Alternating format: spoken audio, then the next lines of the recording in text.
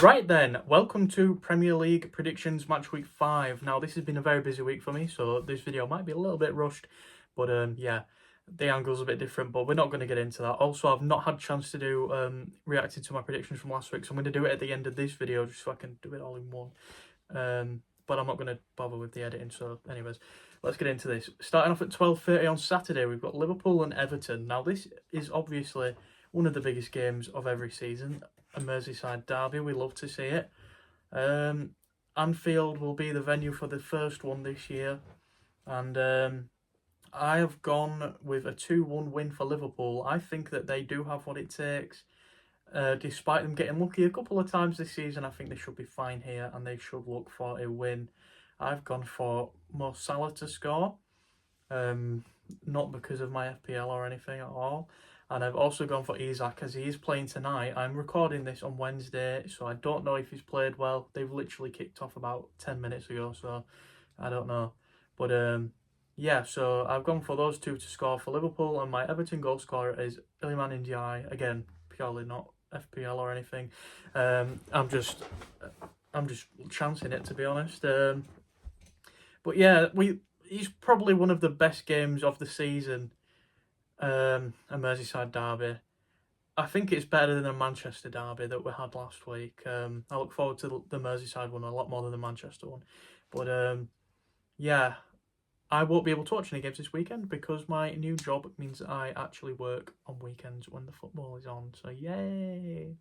Moving on to 3 o'clock kickoffs, we've got Brighton and Tottenham. So this is Brighton at home. I still think that Tottenham will be better than them. They've shown some great character under Thomas Frank so far, and I think that should continue into this fixture here. So I've predicted 1-3, so Brighton to lose. I'm reading it home. I don't know why I'm doing this. Anyways, my Brighton and Hove Albion goal scorer will be Matoma. I think that he's a good player. He's due a couple more goals this season, obviously. Time for him to step up and show what he can do. As for Tottenham, where will their goals come from? I think Brennan Johnson will get one, and Simmons will get the other two. He's been decent in a Spurs shirt so far. I think he might start bagging goals very soon, and I have picked this week to be that time.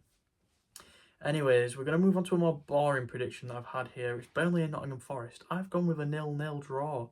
I think that Burnley showed last week that they know how to sit back and fight for a point, and Nottingham Forest last week showed that they also know how to sit back. Maybe not defend the point because they did concede 3. Should have been a couple more as well, but their attacking threat wasn't all that, to be honest, and I expect better from a Ange Postecoglou side. But whilst they're learning to gel with each other, I think they might be a game that you look to go for a point for, so Burnley will probably be happy with a point here. But yeah, I don't see that being an overall exciting game. Another 3 o'clock kickoff now. We've got West Ham and Crystal Palace. Now, both of these teams, obviously London-based, so it's the first one of the week where it's 2 London teams. There is one other one, I think. So still 2 this week. I don't know why I'm keeping track of that, but it just annoys me, to be honest. Too many London teams, man. Not fair for the away days. But yeah. West Ham, I think, will lose this one because they have not had the greatest start, have they? And Crystal Palace look like a decent side from what I've seen so far anyways. So I've gone with a 2-1 win for Crystal Palace. My West Ham goal scorer, it will be Jared Bowen. And Crystal Palace goal scorers, Mateta and Kamada. Yeah, I don't really know what to say about this one other than I don't mind if Palace can have a good season this year. It'd be quite interesting to see them do the step up and then probably get the players rated even more. A bit of a Bournemouth situation maybe for them there. Next 3 o'clock kickoff is one that I am kind of happy I don't have to watch because whilst I predicted this one in my favour, I don't know. I'm getting a bit nervy. But Wolves and Leeds, I've said 1-0 to Leeds away from home. I've gone for Noah Okafor to be the goal scorer.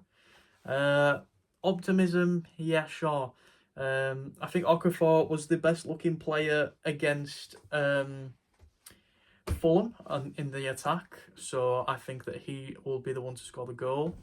Either him or Sean Longstaff, to be honest, but I've gone for Okafor. I just hope that we can get 3 points, and then I'll be even more annoyed that I'm working weekends if Leeds start winning. But anyways, not much I can do about it. It also means I've got to bloody rush these videos and what have you, so that's not great. But that sees the 3 o'clock kickoffs finish. We've got 5:30 now. Manchester United and Chelsea now. Ruben Amorim told about his job being on the line. So I think he's got a couple of games to fix that. I don't think this will be one of those. I think Chelsea are going to score a couple of goals here. I've gone for 3-0 to Chelsea, João Pedro and Cole Palmer to get 2 after his return last weekend. I thought he looked pretty good against Brentford. When he came off the bench, he managed to score. And yeah, I think Cole Palmer might be back to his normal ways. There we go. And the last Saturday fixture is an 8 o'clock kickoff. The only match I can watch this weekend. I might be able to catch the second half of the Sunday later fixture, but this is the only game that I can watch. It is Fulham and not Fulham and Chelsea, Fulham and Brentford. I also might be able to watch Manchester United, but we'll see. Fulham and Brentford. I didn't mind Fulham against Leeds. They were okay, not great. I think that Leeds were probably the better team and deserved a point, but you know that's not always the way it goes. So I take it on the chin.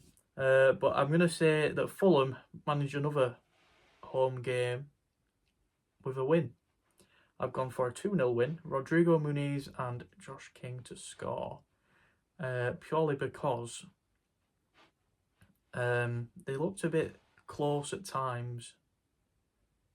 I don't know what I'm trying to say. They looked close to scoring a couple of times, but Carl Darlow kept him quite quiet, as well as the defence. So, you know, not too bad from Leeds against Fulham, but I do think Brentford might struggle a little bit more. I'm not sure why, though, considering they had a good game against Chelsea. But I just feel that the late night might affect them a little bit. I'm making it up now.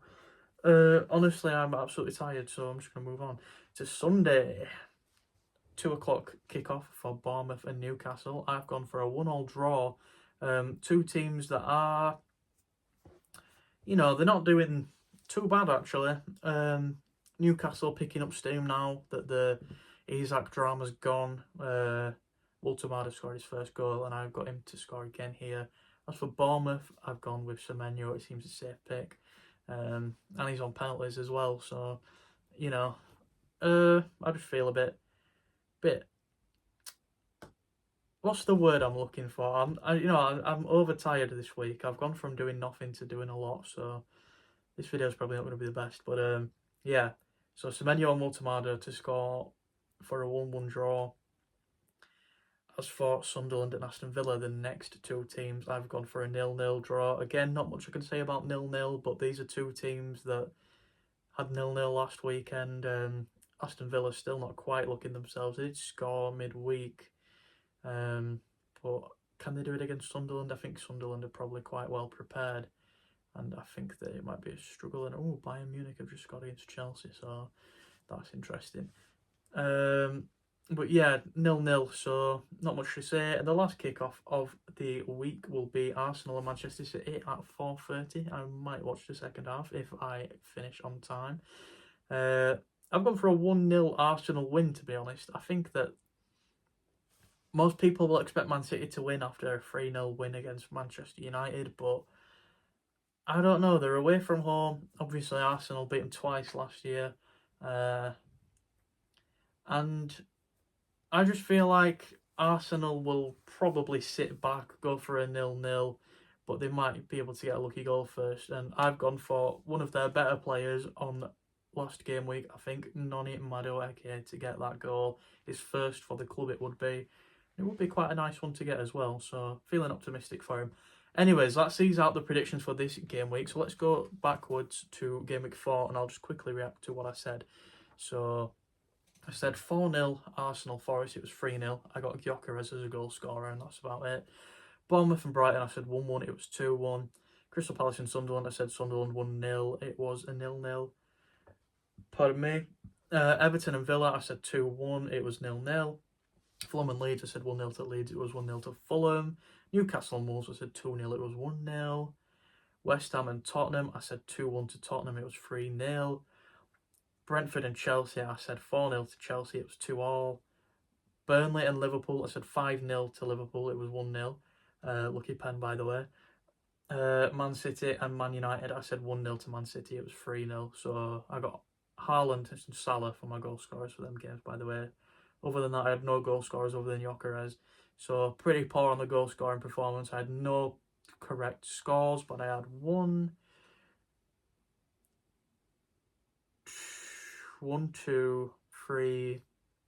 5 correct scores, so it's 5 points. Not great, but yeah, so that's about it for this one. I'll see you all in the next one next week. Hopefully I am used to this horrible thing called work, and I might be a bit more lively. So I'll see you in the next one. Bye for now.